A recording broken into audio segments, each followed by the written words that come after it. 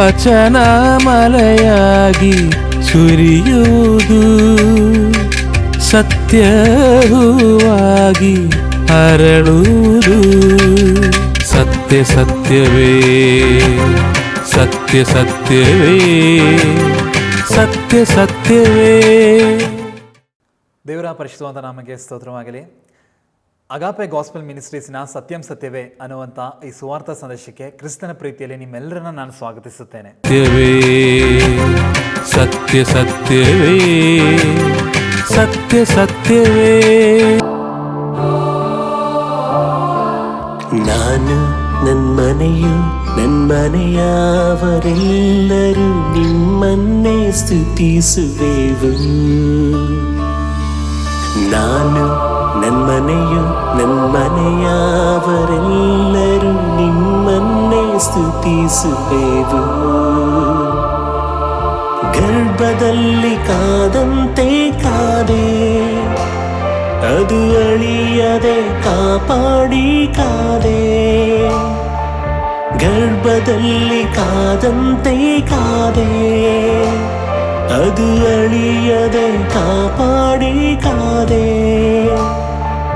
ಎಬಿನೇಸರೇ, ಎಬಿನೇಸರೇ, ಇದುವರೆಗೂ ಹೊತ್ತವರೇ. ಎಬಿನೇಸರೇ, ಎಬಿನೇಸರೇ, ಇದುವರೆಗೂ ಕಾದವರೇ. ಸ್ತೋತ್ರ ಸ್ತೋತ್ರ ಸ್ತೋತ್ರ. ಗರ್ಭದಲ್ಲಿ ಹೊತ್ತವರೇ ಸ್ತೋತ್ರ, ಸ್ತೋತ್ರ ಸ್ತೋತ್ರ ಸ್ತೋತ್ರ. ಇದುವರೆಗೂ ಕಾದವರೇ ಸ್ತೋತ್ರ.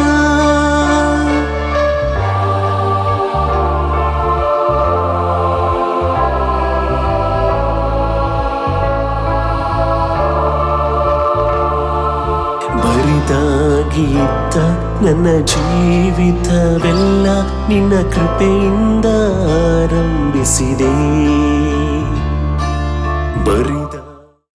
ಕರ್ತನಾದ ಯೇಸು ಕ್ರಿಸ್ತನ ನಾಮದಲ್ಲಿ ಮತ್ತೊಂದು ಆವರ್ತಿ ನಿಮ್ಮೆಲ್ಲರನ್ನು ಸ್ವಾಗತಿಸುವನಾಗಿದ್ದೇನೆ. ಇವತ್ತು ಕೂಡ ನಾವು ಕೀರ್ತನೆಗಳು 23ನೇ ಅಧ್ಯಾಯದಲ್ಲಿ ಯೇಸು ಕ್ರಿಸ್ತನು ನಮ್ಮ ಒಳ್ಳೆಯ ಕುರುಬನಾಗಿದ್ದಾನೆ ಎಂಬುದಾಗಿ ಧ್ಯಾನ ಮಾಡುವರಾಗಿದ್ದೇವೆ. ಒಳ್ಳೆಯ ಕುರುಬನ ಕುರಿತಾಗಿ ಈ ದಿನದಲ್ಲಿ ನಾವು ಧ್ಯಾನ ಮಾಡುವರಾಗಿದ್ದೇವೆ. ಒಳ್ಳೆಯ ಕುರುಬ ಅಂದರೆ ಕೆಟ್ಟ ಕುರುಬ ಕೂಡ ಇರುತ್ತಾನೆ. ಒಳ್ಳೆಯದು ಇರುವಾಗ ಕೆಟ್ಟದ್ದು ಕೂಡ ಇರುತ್ತದೆ. ಯೇಸು ಕ್ರಿಸ್ತ ನಮಗೆ ಒಳ್ಳೆಯ ಕುರುಬನಾಗಿದ್ದಾರೆ. ಕೆಟ್ಟ ಕುರುಬ ಯಾರು? ನಮ್ಮೆಲ್ಲರಿಗೆ ಗೊತ್ತುಂಟು. ನಿಶ್ಚಯವಾಗಿ ಸೈತಾನನು ಕೆಟ್ಟ ಕುರುಬನಾಗಿದ್ದಾನೆ, ಯೇಸು ಕ್ರಿಸ್ತನು ಒಳ್ಳೆ ಕುರುಬನಾಗಿದ್ದಾನೆ. ಇವತ್ತು ಈ ಲೋಕವು ಕೆಟ್ಟ ಕುರುಬನ ಆಸೆಗಳಿಗೆ ಮಾರು ಹೋಗಿ ಆ ಕೆಟ್ಟ ಕುರುಬನ ಹಿಂದೆ ಹೋಗುತ್ತಾ ಇದೆ.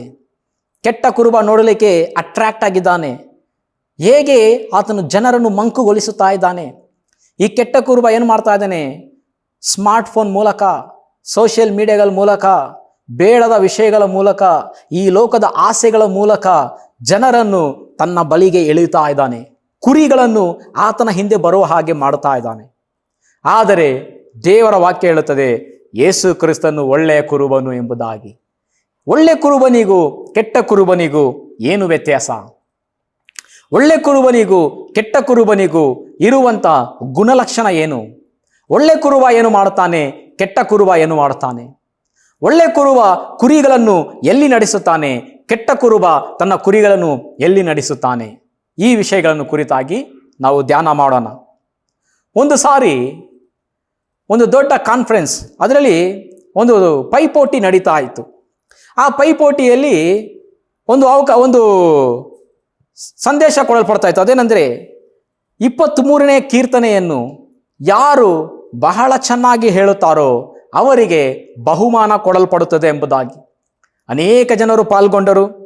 ಒಬ್ಬ ಯೌವನಸ್ಥನು ಬಂದನು, ಬಹಳ ವಿಜೃಂಭವಾಗಿ ಹೇಳಿದನು, ಯೆಹೋವನು ನನಗೆ ಕುರುಬನು ಎಂಬುದಾಗಿ ಗಟ್ಟಿ ಸ್ವರದಿಂದ ಉತ್ಸಾಹದಿಂದ ಹೇಳಿದನು. 23ನೇ ಕೀರ್ತನೆ ಪೂರ್ತಿಯಾಗಿ ಹೇಳಿದ ನಂತರ ಅಲ್ಲಿದ್ದಂಥ ಜನರೆಲ್ಲರೂ ಉತ್ಸಾಹದಿಂದ ಚಪ್ಪಾಳೆ ತಟ್ಟಿ ಆತನನ್ನು ಸ್ವಾಗತಿಸಿದರು, ಆರ್ಭಟಿಸಿದರು. ಎಲ್ಲರೂ ಖುಷಿಯಾಗಿದ್ದರು. ಎಲ್ಲರೂ ಹೇಳಿದರು, ನಿಶ್ಚಯವಾಗಿ ಈತನು ಈ ಫಸ್ಟ್ ಪ್ರೈಸ್ ಗೆಲ್ಲುತ್ತಾನೆ ಎಂಬುದಾಗಿ. ಎಲ್ಲರಿಗೂ ಖುಷಿಯಾಯಿತು. ನಂತರ ಸ್ವಲ್ಪ ವಯಸ್ಸಾದ ಒಬ್ಬ ವ್ಯಕ್ತಿ ಬಂದನು. ಆತನು ಕೂಡ ಅದೇ 23ನೇ ಕೀರ್ತನೆಯನ್ನು ಹೇಳಲಿಕ್ಕೆ ಪ್ರಾರಂಭ ಮಾಡಿದನು. ಆತನು 23ನೇ ಕೀರ್ತನೆಯನ್ನು ಪ್ರಾರಂಭಿಸಿ ಮುಗಿಸುವಾಗ ಅಲ್ಲಿದ್ದಂಥ ಎಲ್ಲ ಜನರು ನಿಶಬ್ದವಾಗಿ ಕುಳಿತು ಬಿಟ್ಟರು. ಎಲ್ಲರ ಕಣ್ಣಲ್ಲಿ ನೀರು ಬರಲಿಕ್ಕೆ ಪ್ರಾರಂಭವಾಯಿತು. ಆಗ ಆ ಜಡ್ಜು ಬಂದು ಈ ರೀತಿಯಾಗಿ ಹೇಳ್ತಾ ಇದ್ದಾನೆ. ಅನೇಕ ಜನರು ಬಂದು 23ನೇ ಕೀರ್ತನೆಯನ್ನು ಹೇಳಿದರು. ಆ ಯೌವನಸ್ಥನು ಹೇಳುವಾಗ ಅದರಲ್ಲಿ ಒಂದು ಗಾಂಭೀರ್ಯತೆ ಇತ್ತು. ಆ ಯೌವನಸ್ಥನು ಬಹಳ ಚೆನ್ನಾಗಿ ಹೇಳಿದನು. ಆದರೆ ಆ ಯೌವನಸ್ಥನಿಗೆ ಆ 23ನೇ ಕೀರ್ತನೆ ಮಾತ್ರ ಗೊತ್ತಿತ್ತು, ಅಲ್ಲಿರುವಂಥ ಕುರುಬನ ಬಗ್ಗೆ ಗೊತ್ತಿರಲಿಲ್ಲ ಎಂಬುದಾಗಿ. ಈ ವಯಸ್ಸಾದ ವ್ಯಕ್ತಿ ಆತನ ಅಂತರಾಳದಿಂದ ಆ ಕುರುಬನ ಬಗ್ಗೆ ಅನುಭವಿಸಿ ಆತನು 23ನೇ ಕೀರ್ತನೆಯನ್ನು ಹೇಳುವಾಗ ಆತನಿಗೆ ಅಲ್ಲಿದ್ದಂಥ ಕೀರ್ತನೆ ಮಾತ್ರವಲ್ಲ, ಆ ಕೀರ್ತನೆಯಲ್ಲಿರುವ ಕುರುಬನನ್ನು ಆತನು ಅನುಭವದಿಂದ ಹೇಳಿದನು. ಇವತ್ತು ನಮ್ಮ ಒಂದು ಕುರುಬ ಯಾರಾಗಿದ್ದಾರೆ? ಯಾವ ಕುರುಬನನ್ನು ನಾವು ಅನುಭವಿಸ್ತಾ ಇದ್ದೇವೆ? ಇವತ್ತು ಒಳ್ಳೆ ಕುರುಬನನ್ನು ಅನುಭವಿಸ್ತಾ ಇದ್ದೇವಾ? ಕೆಟ್ಟ ಕುರುಬನನ್ನು ಅನುಭವಿಸ್ತಾ ಇದ್ದೇವಾ? ಒಳ್ಳೆ ಕುರುಬನ ಶಬ್ದಕ್ಕೆ ಕಿವಿಗೊಡುತ್ತಾ ಇದ್ದೇವಾ? ಕೆಟ್ಟ ಕುರುಬನ ಶಬ್ದಕ್ಕೆ ಕಿವಿಗೊಡುತ್ತಾ ಇದ್ದೇವಾ? ಒಳ್ಳೆ ಕುರುಬನಲ್ಲಿ ಇರುವಂಥ ಒಂದು 4 ಗುಣಲಕ್ಷಣ ನಾನು ನಿಮಗೆ ಹೇಳಲಿಕ್ಕೆ ಇಷ್ಟಪಡುತ್ತೇನೆ. ಸತ್ಯವಾಗಿ ದೇವರ ವಾಕ್ಯ ಹೇಳ್ತದೆ, ಯೇಸು ಕ್ರಿಸ್ತನು ಒಳ್ಳೆ ಕುರುಬನು ಎಂಬುದಾಗಿ. ಹೇಗೆ ಆತನು ಒಳ್ಳೆ ಕುರುಬನಾಗಿದ್ದಾನೆ? ಯೇಸು ಕ್ರಿಸ್ತನು ಹೇಗೆ ಒಳ್ಳೆ ಕುರುಬನಾಗಿದ್ದಾನೆ? ಮೊದಲನೇದಾಗಿ ಯೇಸು ಕ್ರಿಸ್ತನು ಹೇಗೆ ಒಳ್ಳೆ ಕುರುಬನಾಗಿದ್ದಾನೆ ಎಂದು ನೋಡಿದ್ರೆ, ಹಿ ನೋಸ್ ಶೀಪ್ಸ್ ಕಂಡೀಷನ್. ಮೊದಲನೇದಾಗಿ ಈ ಕುರುಬನಿಗೆ ಕುರಿಗಳ ವ್ಯವಸ್ಥೆ ಪರಿಸ್ಥಿತಿ ಗೊತ್ತಿದೆ. ಒಳ್ಳೆ ಕುರುಬನ ಯಾವತ್ತು ಏನು ಮಾಡ್ತಾನೆ ಅಂದರೆ, ಆ ಕುರಿಗಳ ಪರಿಸ್ಥಿತಿಯನ್ನು ತಿಳಿದುಕೊಳ್ಳುವನಾಗಿರುತ್ತಾನೆ. ಆ ಕುರಿ ಯಾವ ಪರಿಸ್ಥಿತಿಯಲ್ಲಿ ಇದೆ ಎಂಬುದಾಗಿ ತಿಳಿದುಕೊಳ್ಳುವನಾಗಿರಬೇಕು. ಹಳ್ಳಿಗಳಲ್ಲಿ ಈಗಲೂ ಕೂಡ ಕುರುಬರು ಏನು ಮಾಡ್ತಾರೆ ಅಂದರೆ, ಕುರಿಗಳನ್ನು ಮೇಯಿಸ್ತಾರೆ. ಕುರಿಗಳನ್ನು ಮೇಯಿಸ್ಲಿಕ್ಕೆ ಹೋದಾಗ ಬಹಳ ಜೋಪಾನ ಮಾಡುತ್ತಾರೆ.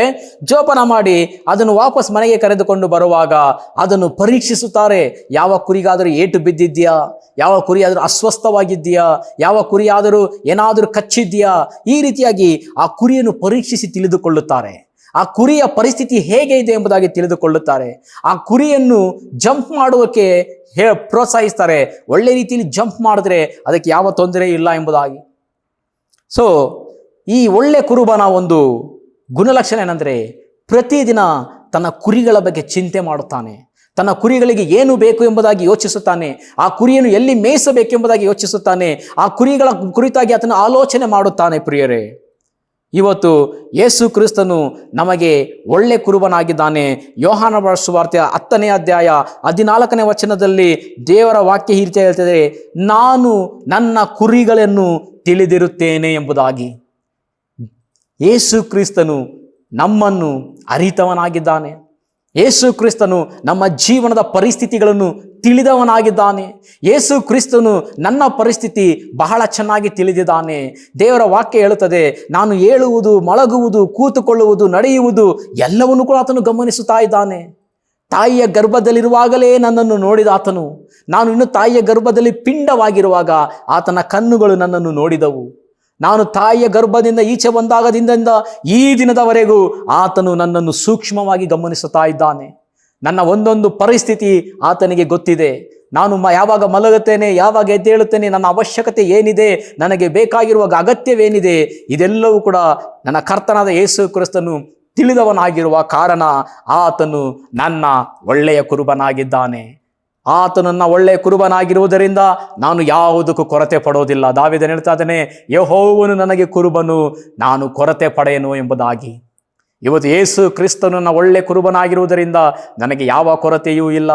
ಆತನು ನನ್ನ ಹಸಿರು ಗಾವಲಿಗಳಲ್ಲಿ ನಡೆಸುತ್ತಾನೆ. ವಿಶ್ರಾಂತಿಕರವಾದ ನೀರುಗಳ ಬಳಿಗೆ ನನ್ನನ್ನು ಬರಮಾಡುತ್ತಾನೆ. ಆತನು ನನ್ನ ಅಗತ್ಯಗಳನ್ನು ಪೂರೈಸುತ್ತಾನೆ. ಆತನನ್ನು ಆತ್ಮಿಕವಾಗಿ, ಶಾರೀರಿಕವಾಗಿ, ಮಾನಸಿಕವಾಗಿ ಆತನು ನನ್ನನ್ನು ಪೋಷಿಸುತ್ತಾನೆ, ನನ್ನನ್ನು ಬಲಪಡಿಸುತ್ತಾನೆ.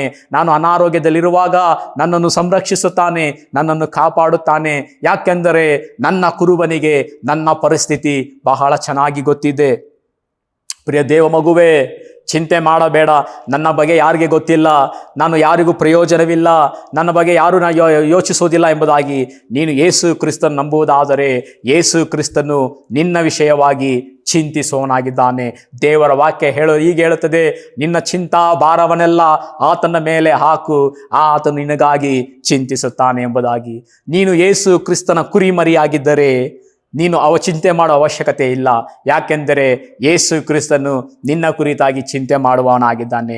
ಯೇಸು ಕ್ರಿಸ್ತನು ನಿನ್ನ ಪರಿಸ್ಥಿತಿಯನ್ನು ಬಲ್ಲವನಾಗಿದ್ದಾನೆ, ನಿನ್ನ ಕುರಿತಾಗಿ ಯೋಚಿಸುವವನಾಗಿದ್ದಾನೆ, ನಿನ್ನ ಭವಿಷ್ಯವನ್ನು ಕಟ್ಟುವವನಾಗಿದ್ದಾನೆ, ನಿನ್ನನ್ನು ಪೋಷಿಸುವವನಾಗಿದ್ದಾನೆ, ನಿನ್ನನ್ನು ಸಂರಕ್ಷಿಸುವವನಾಗಿದ್ದಾನೆ. ಆದುದರಿಂದ ಯೇಸು ಕ್ರಿಸ್ತನು ನನ್ನ ಒಳ್ಳೆಯ ಕುರುಬನಾಗಿದ್ದಾನೆ. ಯೇಸು ಕ್ರಿಸ್ತ ನನ್ನ ಒಳ್ಳೆಯ ಕುರುಬನಾಗಿರುವ ಕಾರಣ ನನಗೇನು ಕೊರತೆ ಇಲ್ಲ. ಇದು ಒಳ್ಳೆಯ ಕುರುಬನಿಗಿರುವಂಥ ಒಂದನೇ ಗುಣಲಕ್ಷಣ. ಎರಡನೇ ಗುಣಲಕ್ಷಣ ಏನಂದರೆ, ಈ ಒಳ್ಳೆ ಕುರುಬನು ತಪ್ಪಿ ಹೋದ ಕುರಿಗಳನ್ನು ಹುಡುಕುವವನಾಗಿರುತ್ತಾನೆ.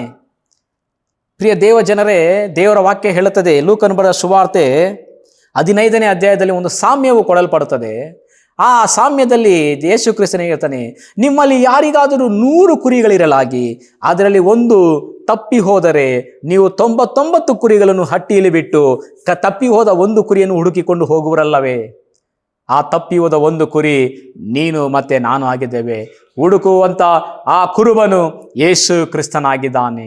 ಯೇಸು ಕ್ರಿಸ್ತನು ತಪ್ಪಿ ಹೋಗಿರುವ ಪ್ರತಿಯೊಂದು ಕುರಿಯನ್ನು ಹುಡುಕುವವನಾಗಿದ್ದಾನೆ. ಒಂದು ಕಾಲದಲ್ಲಿ ನಾನು ತಪ್ಪಿ ಹೋಗಿದೆ, ನಾನು ಯೇಸು ಕ್ರಿಸ್ತನ ಬಿಟ್ಟು ದೂರ ಹೋಗಿದೆ, ಯೇಸು ಕ್ರಿಸ್ತನಿಂದ ನಾನು ಅಗಲಿ ಹೋಗಿದೆ, ಯೇಸು ಕ್ರಿಸ್ತನಿಂದ ತಪ್ಪಿಸಿಕೊಂಡು ಈ ಲೋಕದಲ್ಲಿ ಅಲೆದಾಡುತ್ತಾ ಇದ್ದೆ. ಯಾವ ಕುರುಬನು ನನ್ನನ್ನು ಹುಡುಕಿ ಬರಲಿಲ್ಲ, ಆದರೆ ನನ್ನ ಒಳ್ಳೆ ಕುರುಬನಾದ ಯೇಸು ಕ್ರಿಸ್ತನು ನನ್ನನ್ನು ಹುಡುಕಿ ಬಂದನು. ಆತನನ್ನು ಹುಡುಕಿಕೊಂಡು ಬಂದನು ಮಾತ್ರವಲ್ಲ, ನನ್ನನ್ನು ತಪ್ಪಿಕೊಂಡು ನನ್ನ ಪಾಪಗಳನ್ನು ಕ್ಷಮಿಸಿ ನನ್ನನ್ನು ಸ್ವೀಕಾರ ಮಾಡಿದನು. ಇದು ಎರಡನೇ ಗುಣಲಕ್ಷಣ. ಆ ಎರಡನೇ ಗುಣಲಕ್ಷಣ ಏನಂದರೆ, ಕುರುಬನ 99 ಕುರಿಗಳಲ್ಲಿ ಆತನ ಮನಸ್ಸಿರೋದಿಲ್ಲ. ಆತನ ಮನಸ್ಸೆಲ್ಲವೂ ತಪ್ಪಿ ಹೋಗಿರುವ ಒಂದು ಕುರಿಯ ಮೇಲೆ ಇರುತ್ತದೆ. ಇವತ್ತು ನೀನು ತಪ್ಪಿ ಹೋಗಿರುವುದಾದರೆ ಯೇಸು ಕ್ರಿಸ್ತನ ಬಳಿಗೆ ಬಾ, ಆತನು ನಿನ್ನನ್ನು ಸ್ವೀಕಾರ ಮಾಡುತ್ತಾನೆ. ಯಾಕೆಂದರೆ ಯೇಸು ಕ್ರಿಸ್ತನು ಹೇಳುತ್ತದೆ, ನಾನೇ ಒಳ್ಳೆಯ ಕುರುಬನು ಎಂಬುದಾಗಿ. ಆ ಒಳ್ಳೆಯ ಕುರುಬನು ತಪ್ಪಿ ಹೋದ ಕುರಿಗಳನ್ನು ಹುಡುಕಿ ರಕ್ಷಿಸುವವನಾಗಿದ್ದಾನೆ. ಪ್ರತಿದಿನವೂ ಈ ಸಮಾಜದಲ್ಲಿ, ಈ ಲೋಕದಲ್ಲಿ ತಪ್ಪಿ ಹೋಗಿರುವ ಅನೇಕ ಕುರಿಗಳು ಯೇಸು ಕ್ರಿಸ್ತನ ಬಳಿಗೆ ಬರುತ್ತಲೇ ಇದೆ. ಬರುವ ಎಲ್ಲ ಕುರಿಗಳನ್ನು ಆತನು ಸ್ವೀಕಾರ ಮಾಡ್ತಾ ಇದ್ದಾನೆ. ಇನ್ನು ಅನೇಕ ಕುರಿಗಳು ತಪ್ಪಿ ಹೋಗಿದೆ. ಯೇಸು ಕ್ರಿಸ್ತನು ತಪ್ಪಿ ಹೋಗಿರುವ ಕುರಿಗಳನ್ನು ಹುಡುಕುತ್ತಾ ಇದ್ದಾನೆ. ಹುಡುಕಿ ಆತನು ಆ ಕುರಿಗಳನ್ನು ತನ್ನ ಆ ಮಂದಿಯಲ್ಲೇ ಸೇರಿಸುತ್ತಾ ಇದ್ದಾನೆ. ಇವತ್ತು ಆ ಯೇಸು ಕ್ರಿಸ್ತನು ನಿನ್ನನ್ನು ಹುಡುಕಿ ಬಂದಾಗ ಆತನನ್ನು ಬಿಟ್ಟು ನೀನು ಓಡಿ ಹೋಗಬೇಡ. ಆತನಿಗೆ ನೀನು ಒಪ್ಪಿಸಿಕೊಡು. ಆ ಕುರುಬನು ನಿನ್ನನ್ನು ಪ್ರೀತಿಯಿಂದ ಸ್ವೀಕಾರ ಮಾಡುತ್ತಾನೆ. ಮೂರನೇ ಗುಣಲಕ್ಷಣ ಏನಂದರೆ, ಈ ಕುರುಬನು, ಒಳ್ಳೆಯ ಕುರುಬನು ತನ್ನ ಕುರಿಗಳಿಗೋಸ್ಕರ ತನ್ನ ಪ್ರಾಣವನ್ನು ಕೊಡಲಿಕ್ಕೆ ಇಷ್ಟವುಳ್ಳವನಾಗಿರುತ್ತಾನೆ, ಸಿದ್ಧವುಳ್ಳವನಾಗಿರುತ್ತಾನೆ. ದೇವರ ವಾಕ್ಯ ಯೋಹಾನ ಬರೆದ ಸುವಾರ್ತೆ 10ನೇ ಅಧ್ಯಾಯ 11ನೇ ವಚನದಲ್ಲಿ ಈ ರೀತಿ ಹೇಳ್ತದೆ, ಒಳ್ಳೆ ಕುರುಬನು ತನ್ನ ಗುರಿಗಳಿಗೋಸ್ಕರ ತನ್ನ ಪ್ರಾಣವನ್ನು ಕೊಡುತ್ತಾನೆ ಎಂಬುದಾಗಿ. ಇದು ಯೇಸು ಕ್ರಿಸ್ತನು ಬರೀ ಬಾಯ ಮಾತಿನಿಂದ ಹೇಳಿದ ಪ್ರಿಯರೇ, ಆತನು ನನ್ನನ್ನು ನಿನ್ನನ್ನು ಎಷ್ಟು ಪ್ರೀತಿ ಮಾಡಿದಾನೆಂದರೆ ನಮಗಾಗಿ ತನ್ನ ಪ್ರಾಣವನ್ನೇ ಶಿಲುಬೆಯಲ್ಲಿ ಕೊಡುವುದರ ಮೂಲಕ ತನ್ನ ಪ್ರೀತಿಯನ್ನು ಸಿದ್ಧಾಂತಪಡಿಸಿದ್ದಾನೆ. ದೇವರ ವಾಕ್ಯ ಹೇಳುತ್ತದೆ, ದೇವರು ನಮ್ಮನ್ನು ಎಷ್ಟು ಪ್ರೀತಿ ಮಾಡಿದಾನೆ ಎಂಬುದಾಗಿ ಹೇಗೆ ತಿಳಿದುಕೊಳ್ಳುತ್ತೇವೆ ಅಂದರೆ, ಶಿಲುಬೆಯಲ್ಲಿ ತನ್ನ ಮಗನನ್ನು ಕೊಡುವುದರ ಮೂಲಕ ದೇವರ ಪ್ರೀತಿಯು ಸಿದ್ಧಾಂತವಾಯಿತು ಎಂಬುದಾಗಿ. ಆತನು ಶಿಲುಬೆಯಲ್ಲಿ ಯೇಸು ಕ್ರಿಸ್ತನನ್ನು ಬಲಿಯಾಗಿ ಕೊಡುವುದರ ಮೂಲಕ ನನ್ನ ಮೇಲೆ ನಿನ್ನ ಮೇಲೆ ಎಷ್ಟು ಪ್ರೀತಿ ಇಟ್ಟಿದ್ದಾನೆ ಎಂಬುದಾಗಿ ಸಿದ್ಧಾಂತ ರೂಪವಾಗಿ ತೋರ್ಪಡಿಸಿದ್ದಾನೆ. ಆತನು ಶಿಲುಬೆಯಲ್ಲಿ ನಾವು ನೋಡುವಾಗ ಬರೀ ಏನು ನೋಡುತ್ತೇವೆ? ಶಿಲುಬೆಯಲ್ಲಿ ಬರೀ ಯೇಸು ಕ್ರಿಸ್ತನನ್ನು ಮಾತ್ರ ನೋಡೋದಿಲ್ಲ, ಅಲ್ಲಿ ಸುರಿತಾ ಇರುವ ರಕ್ತವನ್ನು ಮಾತ್ರ ನೋಡೋದಿಲ್ಲ. ಆ ಶಿಲುಬೆಯಲ್ಲಿ ದೇವರ ಪ್ರೀತಿಯನ್ನು ನಾವು ನೋಡುತ್ತೇವೆ. ದೇವರು ನನ್ನನ್ನು ನಿನ್ನನ್ನು ಎಷ್ಟು ಪ್ರೀತಿ ಮಾಡ್ತಾ ಇದ್ದಾನೆ ಎಂಬುದಾಗಿ ಶಿಲುಬೆಯಲ್ಲಿ ನೋಡುತ್ತೇವೆ. ಅಷ್ಟು ಮಾತ್ರವಲ್ಲ, ದೇವರ ಪ್ರೀತಿ ಮಾತ್ರವಲ್ಲ, ಶಿಲುಬೆಯಲ್ಲಿ ಯೇಸು ಕ್ರಿಸ್ತನ ಪ್ರೀತಿಯನ್ನು ನಾವು ನೋಡುತ್ತೇವೆ. ಯೇಸು ಕ್ರಿಸ್ತನು ಎಷ್ಟು ಹೆಚ್ಚಾಗಿ ನನ್ನನ್ನು ಪ್ರೀತಿ ಮಾಡಿ ಶಿಲುಬೆಯಲ್ಲಿ ತನ್ನ ಪ್ರಾಣವನ್ನು ಕೊಟ್ಟಿದ್ದಾನೆ ಎಂಬುದನ್ನು ನೋಡುತ್ತೇವೆ. ಆತನನ್ನು ಅವಮಾನಪಡಿಸಿ, ಹಿಂಸಿಸಿ, ಹೊಡೆದು ಕೊಂದಾಕಿದರು. ಆತನ ಬಟ್ಟೆಯನ್ನು ಹರಿದು ಚೀಟು ಹಾಕಿದರು, ಆತನಿಗೆ ಮುಳ್ಳಿನ ಕಿರೀಟವನ್ನು ಹೊದಿಸಿದರು, ಆತನನ್ನು ಬೆತ್ತಲೆಯಾಗಿ ಮಾಡಿ ಉಗಿದರು. ಆದರೂ ಕೂಡ ಯೇಸು ನನ್ನ ಮೇಲೆ ನಿನ್ನ ಮೇಲೆ ಇಟ್ಟಿರುವ ಪ್ರೀತಿಯ ನಿಮಿತ್ತ ಎಲ್ಲವನ್ನೂ ಸಹಿಸಿಕೊಂಡನು.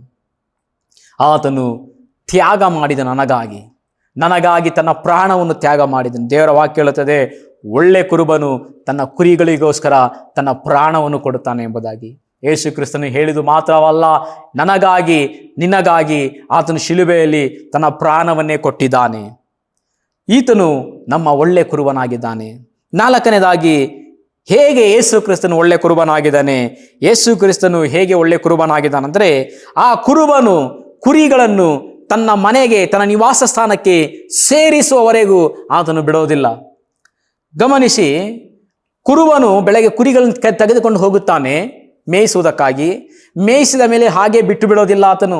ಕುರಿ ಚೆನ್ನಾಗಿ ಊಟ ಮಾಡೈತೆ, ತೃಪ್ತಿಯಾಗಿದೆ, ಮಲಗಿಕೊಳ್ಳಿ ಎಂಬುದಾಗಿ ಹಾಗೆ ಬಿಟ್ಟು ಬಿಡೋದಿಲ್ಲ.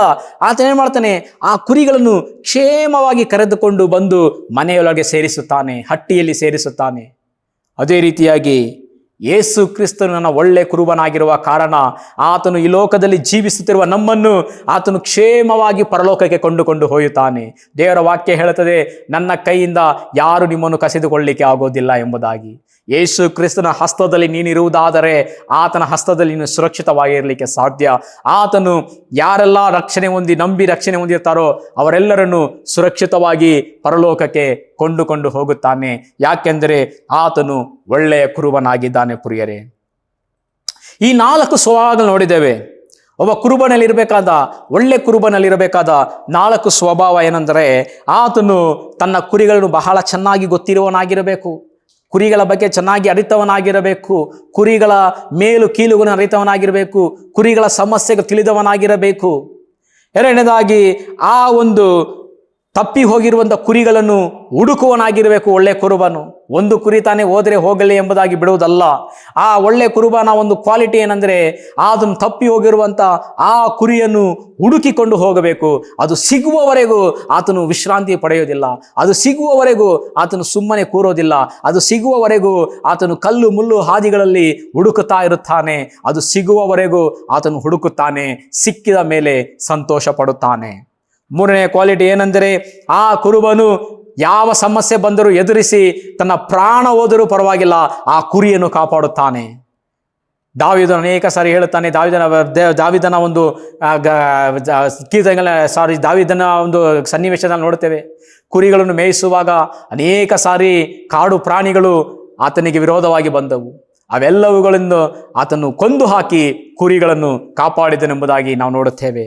ಯೇಸು ಕ್ರಿಸ್ತನು ಹಾಗೆ, ಆತನು ಒಳ್ಳೆ ಕುರುಬನಾದ ಕಾರಣ ಆತನು ಎಲ್ಲ ಸಮಸ್ಯೆಗಳಲ್ಲಿ ನಮ್ಮನ್ನು ಬಿಟ್ಟು ಬಿಡೋದಿಲ್ಲ. ಆ ಸಮಸ್ಯೆಗಳಿಂದ ತಪ್ಪಿಸಿ ಆ ಸಮಸ್ಯೆಗಳನ್ನು ಜಯಿಸಿ ಬರಲಿಕ್ಕೆ ಆತನು ಎಲ್ಲವನ್ನು ತ್ಯಾಗ ಮಾಡಿ ನಮಗೆ ಬಲವನ್ನು ಕೊಟ್ಟು, ಪವಿತ್ರಾತ್ಮವನ್ನು ಕೊಟ್ಟು, ದೇವರ ವಾಕ್ಯವನ್ನು ಕೊಟ್ಟು ನಮ್ಮನ್ನು ಬಲಪಡಿಸಿದ್ದಾನೆ. ಮತ್ತೆ ಆ ಒಳ್ಳೆ ಕುರುಬನ ಗುಣಲಕ್ಷಣ ಅಂದರೆ, ಆತನು ಕರೆದುಕೊಂಡು ಹೋದ ಕುರಿ ಮತ್ತೆ ತನ್ನ ಮನೆಗೆ ಬರುವವರೆಗೂ ಅದು ಆತನ ಜವಾಬ್ದಾರಿ. ಆತನ ಕುರುಬನ ಜವಾಬ್ದಾರಿ ಏನಂದರೆ, ಯಾವ ರೀತಿ ಕುರಿ ಹೊರಗಡೆ ಹೋಯ್ತೋ ಅದೇ ರೀತಿ ಪರಲೋಕ ತನ್ನ ಮನೆಯೊಳಗೆ ಸೇರಿಸಬೇಕು. ಯೇಸು ಕ್ರಿಸ್ತನು ಒಳ್ಳೆ ಕುರುಬನಾದ ಕಾರಣ ಆತನು ನನ್ನ ಪರಿಸ್ಥಿತಿಗಳನ್ನು ಬಲ್ಲವನಾಗಿದ್ದಾನೆ, ನನ್ನ ಸಮಸ್ಯೆಗಳನ್ನು ಬಲ್ಲವನಾಗಿದ್ದಾನೆ. ನನ್ನ ಎಲ್ಲ ಪ್ರತಿಯೊಂದು ಸಮಸ್ಯೆಯು ಆತನಿಗೆ ಗೊತ್ತಿದೆ. ಯೇಸು ಕ್ರಿಸ್ತನು ಒಳ್ಳೆ ಕುರುಬನಾದ ಕಾರಣ ತಪ್ಪಿ ಹೋದಂಥ ನನ್ನನ್ನು ಹುಡುಕಿ ಬಂದು ರಕ್ಷಿಸಿದನು.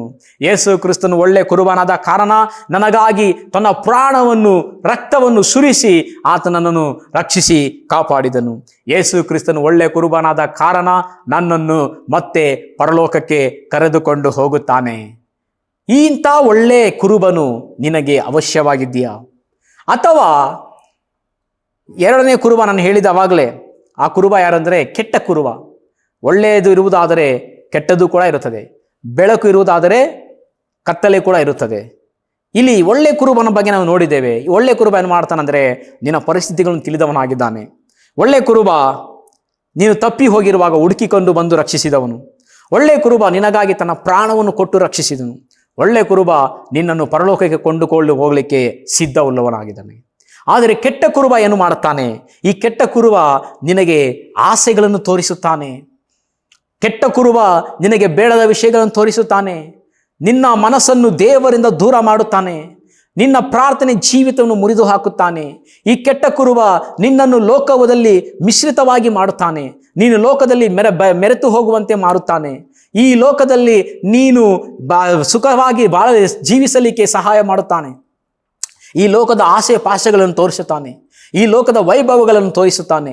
ಈ ಲೋಕದ ಆಶೆಗಳನ್ನು ತೋರಿಸಿ ನಿನ್ನನ್ನು ದೇವರಿಂದ ದೂರ ಮಾಡುತ್ತಾನೆ. ಯಾವಾಗ ನಿನ್ನನ್ನು ದೇವರಿಂದ ದೂರ ಮಾಡುತ್ತಾನೋ ಈ ಕೆಟ್ಟ ಕುರುಬ ನಿನ್ನ ಬಗ್ಗೆ ಚಿಂತಿಸೋದಿಲ್ಲ. ನಿನ್ನ ಪರಿಸ್ಥಿತಿಗಳನ್ನು ಅರಿತವನಲ್ಲ ಈ ಕೆಟ್ಟ ಕುರುಬ. ಈ ಕೆಟ್ಟ ಕುರುಬ ನಿನ್ನ ಕುರಿತಾಗಿ ಆಲೋಚಿಸುವವನಲ್ಲ. ಈ ಕೆಟ್ಟ ಕುರುಬ ನೀನು ತಪ್ಪಿ ಹೋದರೆ ಹುಡುಕಿಕೊಂಡು ಬರುವವನಲ್ಲ. ನೀನು ತಪ್ಪಿ ಹೋಗಲಿ ಎಂಬುದಾಗಿ ನಿನ್ನನ್ನು ಛಿದ್ರಗೊಳಿಸುತ್ತಾನೆ. ದೇವರ ವಾಕ್ಯ ಹೇಳುತ್ತದೆ, ಕಲ್ಲನ್ನು ಕದ್ದುಕೊಳ್ಳುವುದಕ್ಕೂ ಕೊಯ್ಯುವುದಕ್ಕೂ ಹಾಲು ಮಾಡುವುದಕ್ಕೂ ಬರುತ್ತಾನೆ ಎಂಬುದಾಗಿ. ಈ ಕೆಟ್ಟ ಕುರುಬನ ಕೆಲಸ ಅಷ್ಟೇ. ಆತನು ತಪ್ಪಿ ಹೋಗಿರುವ ನಿನ್ನನ್ನು ದೇವರ ಬಳಿಗೆ ಸೇರಿಸುವುದಿಲ್ಲ. ಆತನು ಇನ್ನೂ ದೇವರಿಂದ ದೂರ ಮಾಡುತ್ತಾನೆ. ಮತ್ತೆ ಕೆಟ್ಟ ಕುರುಬ ಏನು ಮಾಡ್ತಾನೆ? ನಿನಗಾಗಿ ತ್ಯಾಗ ಮಾಡೋದಿಲ್ಲ. ನಿನ್ನಲ್ಲಿರುವುದೆಲ್ಲವನ್ನು ಕೂಡ ಕಿತ್ತುಕೊಳ್ಳುತ್ತಾನೆ. ನಿನ್ನ ಆತ್ಮವನ್ನು ನಾಶ ಮಾಡಲಿಕ್ಕೆ ಬರುತ್ತಾನೆ. ಈ ಕೆಟ್ಟ ಕುರುಬ ಏನು ಮಾಡ್ತಾನೆ? ಆತನು ತನ್ನೊಂದಿಗೆ ನರಕಕ್ಕೆ ನಿನ್ನನ್ನು ಕೂಡ ಕರೆದುಕೊಂಡು ಹೋಗುತ್ತಾನೆ. ಆದ್ದರಿಂದ ಪ್ರಿಯ ದೇವ ಮಗುವೆ, ಇವತ್ತು ನೀನು ನಿರ್ಧಾರ ಮಾಡು. ನಿನ್ನ ಜೀವನದ ಯಾತ್ರೆಯಲ್ಲಿ ಯಾವ ಕುರುಬನ ಅವಶ್ಯಕತೆ ನಿನಗಿದೆ? ಯಾವ ಕುರುಬನಿಗಾಗಿ ನೀನು ಜೀವಿಸ್ತಾ ಇದೆಯಾ? ಈ ಜೀವನ ಯಾತ್ರೆಯಲ್ಲಿ ನಿನ್ನ ಹಾದಿ ಯಾವ ಕಡೆ ಹೋಗುತ್ತಾ ಇದೆ? ದೇವರ ವಾಕ್ಯ ಹೇಳುತ್ತದೆ, ನಾಶನಕ್ಕೆ ಹೋಗುವ ಮಾರ್ಗ ದೊಡ್ಡದು, ಬಾಗಿಲು ಅಗಲ ಎಂಬುದಾಗಿ. ನಿತ್ಯ ಜೀವಕ್ಕೆ ಹೋಗುವ ಬಾಗಿಲು ಮಾರ್ಗ ಇಕ್ಕಟ್ಟು, ದಾರಿ ಬಿಕ್ಕಟ್ಟು. ಪರಲೋಕಕ್ಕೆ ಹೋಗುವ ಮಾರ್ಗ ಏನಾಗಿದೆ ಅಂದರೆ ನ್ಯಾರೋ ಗೇಟ್. ಅದು ಬಹಳ ಸಣ್ಣದಾದ ಗೇಟು. ಅದರಲ್ಲಿ ನೀನು ಹಾದು ಹೋಗಬೇಕಾದರೆ ನೀನು ನಿಜವಾದ ಕುರುಬನ ಹಿಂದೆ ಹೋಗಬೇಕು. ದೇವರ ವಾಕ್ಯ ಹೇಳ್ತದೆ, ಯೇಸು ಕ್ರಿಸ್ತ ಹೇಳ್ತಾನೆ, ಕುರಿಗಳಿಗೆ ನಾನೇ ಬಾಗಿಲಾಗಿದ್ದೇನೆ ಎಂಬುದಾಗಿ. ಯೇಸು ಕ್ರಿಸ್ತನೆಂಬ ಬಾಗಿಲು ನಿನಗೆ ಇದ್ದಾಗ ಮಾತ್ರ ನೀನು ಪರಲೋಕಕ್ಕೆ ಹೋಗಲಿಕ್ಕೆ ಸಾಧ್ಯ. ಆದರೆ ಈ ಲೋಕದ ಆಸೆಗಳು, ಈ ಲೋಕದ ಲೋಕದ ಆಸೆ ಪಾಶೆಗಳು ನಮ್ಮನ್ನು ಏನು ಮಾಡ್ತಾ ಇದೆ? ಆ ಒಳ್ಳೆ ಕುರುಬನ ಹಿಂದೆ ಹೋಗದಂತೆ ನಮ್ಮನ್ನು ತಡೀತಾ ಇದೆ. ಇವತ್ತು ನೀನು ಒಳ್ಳೆ ಕುರುಬನ ಹಿಂದೆ ಹೋಗದಂತೆ ನಿನ್ನನ್ನು ತಡೆಯುತ್ತಾ ಇರುವ ವಿಷಯಗಳು ಯಾವ್ಯಾವುದು? ಒಂದನೇದಾಗಿ ಲೋಕದ ಆಸೆಗಳು. ಈ ಲೋಕದ ಆಸೆಗಳು ನೀನು ಏನು ಮಾಡ್ತಾ ಇದೆ? ಯೇಸು ಕ್ರಿಸ್ತನ ಹಿಂದೆ ಹೋಗದಂತೆ ನಿನ್ನನ್ನು ತಡೆಯುತ್ತಾ ಇದೆ. ಈ ಲೋಕದಲ್ಲಿ ಇರುವಂಥ ಪಾಪದ ಕಾರ್ಯಗಳು ಯೇಸು ಕ್ರಿಸ್ತನ ಹಿಂದೆ ಹೋಗದಂತೆ ಮಾಡ್ತಾ ಇದೆ. ನಿನಗೆ ಒಳ್ಳೆ ಕುರುಬನ ಅವಶ್ಯಕತೆ ಇದ್ದರೆ ನೀನು ಕುರುಬನಿಗೆ ಕಿವಿಗೊಡಬೇಕು. ದೇವರ ವಾಕ್ಯ ಹೇಳುತ್ತದೆ, ನನ್ನ ಕುರಿಗಳು ನನ್ನ ಶಬ್ದಕ್ಕೆ ಕಿವಿಗೊಡುತ್ತದೆ ಎಂಬುದಾಗಿ. ಇವತ್ತು ನೀನು ಯಾರ ಶಬ್ದಕ್ಕೆ ಕಿವಿಗೊಡ್ತಾ ಇದೆಯಾ? ದೇವರ ವಾಕ್ಯಕ್ಕೆ ಕಿವಿಗೊಡ್ತಾ ಇದೆಯಾ? ಅಥವಾ ಮೊಬೈಲ್ನಲ್ಲಿ ಬರುವಂಥ ಸೋಷಿಯಲ್ ಮೀಡಿಯಾದಲ್ಲಿ ಹೇಳುವಂಥ ವಿಷಯಗಳಿಗೆ ಕಿವಿಗೊಡ್ತಾ ಇದೆಯಾ? ಸೋಷಿಯಲ್ ಮೀಡಿಯಾದಲ್ಲಿ ಬಹಳ ಆಕರ್ಷಕವಾದ ವಿಷಯಗಳು ಬರ್ತಾ ಇದೆ. ಸಿನಿಮಾಗಳಲ್ಲಿ ಬಹಳ ಆಕರ್ಷಕವಾದ ವಿಷಯಗಳಿದೆ. ಇವುಗಳ ಶಬ್ದಕ್ಕೆ ಕಿವಿಗೊಡ್ತಾ ಇದೆಯಾ? ದೇವರ ವಾಕ್ಯಕ್ಕೆ ಕಿವಿಗೊಡ್ತಾ ಇದೆಯಾ? ಯೇಸು ಕ್ರಿಸ್ತನ ಶಬ್ದಕ್ಕೆ ಕಿವಿಗೊಡುವುದಾದರೆ ನೀನು ಒಳ್ಳೆ ಕುರುಬನ ಹಿಂದೆ ಹೋಗುತ್ತಿದೆಯಾ? ಒಳ್ಳೆ ಕುರುಬನ ಹಿಂದೆ ಹೋಗುವವನು ಪರಲೋಕಕ್ಕೆ ಒಯ್ಯಲ್ಪಡುತ್ತಾನೆ. ಕರ್ತನಾದ ಯೇಸು ಕ್ರಿಸ್ತನು ನಿನ್ನನ್ನು ಆಶೀರ್ವದಿಸಲಿ. ಒಳ್ಳೆ ಕುರುಬನಾಗಿ ನಿನ್ನ ಜೀವನದಲ್ಲಿ ನಿನ್ನೊಂದಿಗಿರಲಿ. ಆಮೇನ್. ನಾನಿನ್ನನೆ ಪ್ರೀತಿಸಲು ಯೇಸಯ್ಯ ಹೃದಯ ತವಕಿಸಿದೆ. ನೀ ಮಾಡಿದ ಉಪಕಾರ ನೆನಸಿ, ನೀ ಮಾಡಿದ ಉಪಕಾರ ನೆನಸಿ ಹೃದಯ ಹರ್ಷಿಸಿದೆ, ಹೃದಯ ಉಲ್ಲಾಸಿಸಿದೆ, ಹೃದಯ ಹರ್ಷಿಸಿದೆ.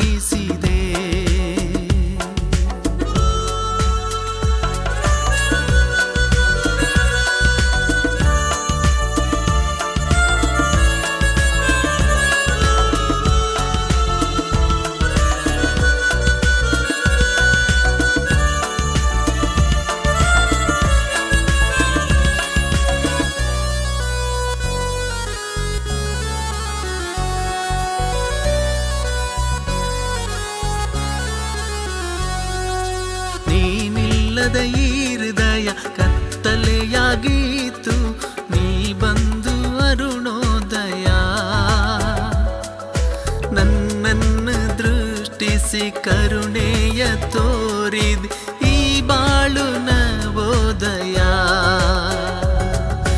ನೀನಿಲ್ಲದ ಈ ಹೃದಯ ಕತ್ತಲೆಯಾಗೀತು, ನೀ ಬಂದು ಅರುಣೋದಯ. ನನ್ನನ್ನು ದೃಷ್ಟಿಸಿ ಕರುಣೆಯ ತೋರಿದ್ ಈ ಬಾಳು ನವೋದಯ. ನೀನಾದೆ ಶುಭೋದಯ, ನೀನಾದೆ ಶುಭೋದಯ, ನೀನಾದೆ ಶುಭೋದಯ.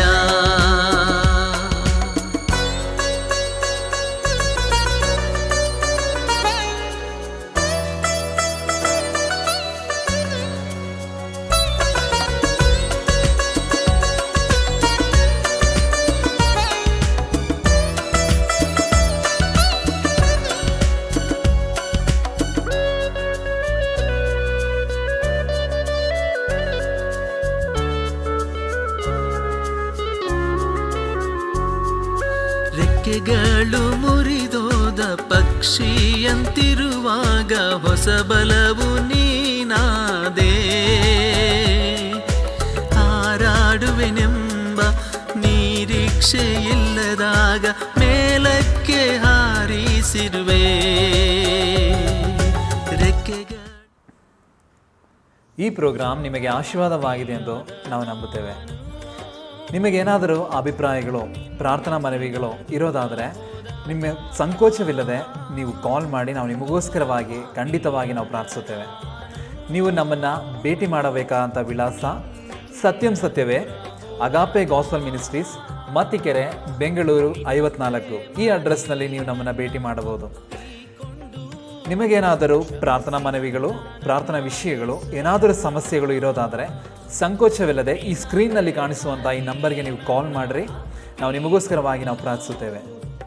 ಮತ್ತು ಏನಾದರೂ ಬೈಬಲ್ ಸಂಬಂಧವಾಗಿರುವಂಥ ಪ್ರಶ್ನೆಗಳು, ಬೈಬಲ್ ಸಂಬಂಧವಾಗಿರುವಂಥ ಸಂಶಯಗಳು ನಿಮಗಿರೋದಾದರೆ ವಾಟ್ಸಾಪಿನಿಂದ ನೀವು ನಮಗೆ ಕೇಳ್ಬೋದು. ವಾಟ್ಸಾಪ್ನಿಂದಲೇ ನಾವು ನಿಮಗೆ ಉತ್ತರವನ್ನು ಕೊಡುತ್ತೇವೆ. ಈ ಸಂದೇಶವನ್ನು ಮತ್ತು ಈ ಹಾಡನ್ನು ಪುನಃ ಕೇಳಬೇಕಾದರೆ ಸತ್ಯಂ ಸತ್ಯವೇ ಅನ್ನುವಂಥ ಯೂಟ್ಯೂಬ್ ಚಾನಲ್ ಮತ್ತು ಸತ್ಯಂ ಸತ್ಯವೇ ಅನ್ನುವಂಥ ಫೇಸ್ಬುಕ್ ಪೇಜ್ನಲ್ಲಿ ನೀವು ಸಂಪರ್ಕಿಸಿ. ಈ ಸಂದೇಶವನ್ನು ನಿಮಗೆ ಆಶೀರ್ವಾದವಾಗಿದ್ದರೆ ನಿಮ್ಮ ಸ್ನೇಹಿತರಿಗೂ ನೀವು ಇದನ್ನು ಶೇರ್ ಮಾಡಿರಿ. ಈ ಶುಭವಾರ್ತೆಯಲ್ಲಿ ನೀವು ಸಹ ಪಾಲ್ಗೊಂಡ್ರಿ. ದೇವರು ನಿಮ್ಮನ್ನು ಹೆಚ್ಚಾಗಿ ದೇವರು ನಿಮ್ಮನ್ನು ಆಶೀರ್ವಾದ ಮಾಡಲಿ. ದೇವ್ರ ನಾಮಕ್ಕೆ ಸ್ತೋತ್ರವಾಗಲಿ. ಆಮೇನ್. ವಚನ ಮಳೆಯಾಗಿ ಸುರಿಯುವುದು, ಸತ್ಯವಾಗಿ ಹರಳುವುದು. ಸತ್ಯ ಸತ್ಯವೇ, ಸತ್ಯ ಸತ್ಯವೇ, ಸತ್ಯ ಸತ್ಯವೇ. ಆತನು ನಿನಗಾಗಿ ಚಿಂತಿಸುತ್ತಾನೆ ಎಂಬುದಾಗಿ. ನೀನು ಯೇಸು ಕ್ರಿಸ್ತನ ಕುರಿಮರಿಯಾಗಿದ್ದರೆ ನೀನು ಚಿಂತೆ ಮಾಡೋ ಅವಶ್ಯಕತೆ ಇಲ್ಲ. ಯಾಕೆಂದರೆ ಯೇಸು ಕ್ರಿಸ್ತನು ನಿನ್ನ ಕುರಿತಾಗಿ ಚಿಂತೆ ಮಾಡುವವನಾಗಿದ್ದಾನೆ. ಯೇಸು ಕ್ರಿಸ್ತನು ನಿನ್ನ ಪರಿಸ್ಥಿತಿಯನ್ನು ಬಲ್ಲವನಾಗಿದ್ದಾನೆ.